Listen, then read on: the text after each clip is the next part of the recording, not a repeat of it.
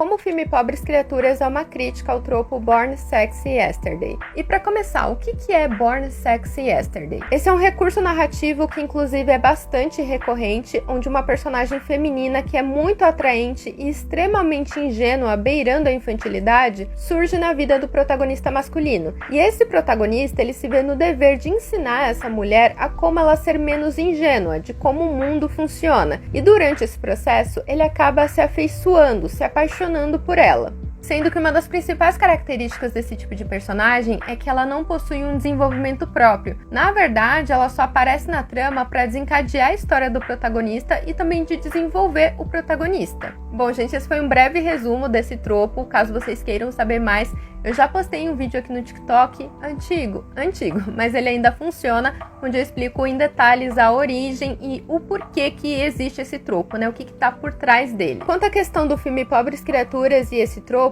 é que eu já tinha visto pela internet algumas reviews, alguns comentários em que as pessoas referiam que esse longa, ele seguia o tropo Born Sexy Yesterday. Para começar, eu acredito que para as pessoas terem tido essa percepção é porque existem alguns pontos em comum com o tropo e que até fazem sentido essa interpretação, como o fato da Bella, ela ter um comportamento muito infantil graças ao seu cérebro de criança, e também por ela inicialmente ser tratada pelos homens da trama com a função de atender às suas expectativas, desde o pai, do noivo e até mesmo do amante que ela arruma ali no meio do caminho. E também porque todos os homens ali da trama enxergam a ingenuidade da Bella, sua infantilidade, como parte do seu charme, do seu encantamento. Inclusive, é uma das características do tropo Born Sexy Yesterday. A ingenuidade da mulher é parte do seu charme e o homem ele fica super feliz ali, super solícito de poder ensinar tudo pra ela. Entretanto, depois que eu vi esse comentário aqui, eu percebi que, na verdade, o filme ele funciona como uma crítica a esse tropo. Bom, para começar, diferente das Born Sexy Yesterday, a Bella ela é muito questionadora.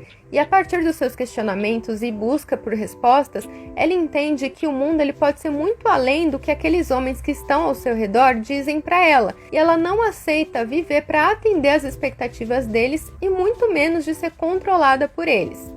A começar pelo pai, que quer criar ela extremamente isolada, onde a única companhia que ela pode desfrutar é a dele. Inclusive, isso até me lembra alguns pais que têm esse tipo de relação com a filha, sabe? Com a filha mulher. Se o cara tem filhos homens, ele já... tudo bem, deixa o filho ser solto na vida. Agora, com a filha, se o homem pudesse colocar a filha numa redoma, ele colocaria, sabe? Entretanto, quando ele percebe que sozinho ele não vai conseguir controlar a Bella, ele então tenta um casamento arranjado, onde basicamente ele passa a tutela da Bella pro Max, que também tenta controlá-la e colocá-la dentro das suas expectativas. Mas a Bella, ela também não se encaixa nessas expectativas e ela nem quer.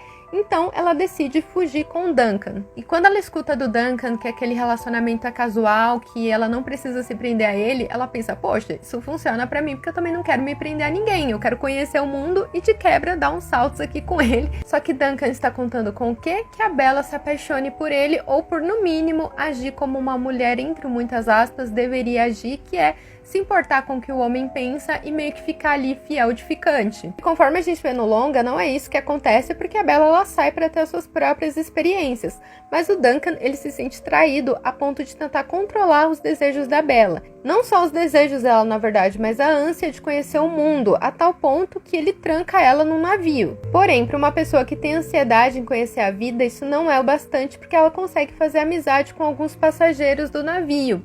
E a partir das conversas que ela tem com eles, ela percebe que a realidade é muito além do que o pai dela, do que o noivo e do que o Duncan diziam para ela, que ela pode pensar de uma forma diferente e principalmente viver de uma forma diferente, longe das expectativas sociais que estão em torno do fato dela ser uma mulher. Então a personagem ela subverte esse tropo porque, primeiro, ela possui uma história própria e, segundo, porque ela não está ali para atender às expectativas masculinas, tanto as individuais quanto as estruturais. Muito pelo contrário, ela está ali para viver a sua vida e ter suas próprias experiências. E outra, eu acho que esse filme ele subverte esse tropo porque ele mostra de uma forma realista, por mais que seja um filme ali de ficção científica, e se na realidade um cara topasse com uma mulher extremamente atraente, né, adulta, mas com uma mentalidade completamente ingênua, ele não seria tão bonzinho quanto nós estamos acostumados de ver ali nos filmes em que tem o tropo da Born Sexy Yesterday.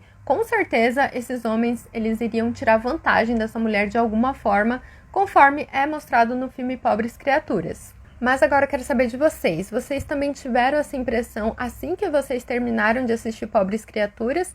Ou vocês só tiveram muito tempo depois, assim como eu, depois de analisar o filme com calma, ou por conta da sugestão de alguém? Me contem aqui nos comentários. E se tiverem algo mais para poder acrescentar nessa interpretação, coloquem aqui nos comentários. No mais, como sempre, espero que vocês tenham gostado do conteúdo de hoje. E se vocês gostam dos vídeos que eu posto aqui no TikTok, não se esqueçam de curtir, compartilhar, de me seguir aqui e também na minha outra rede para mais.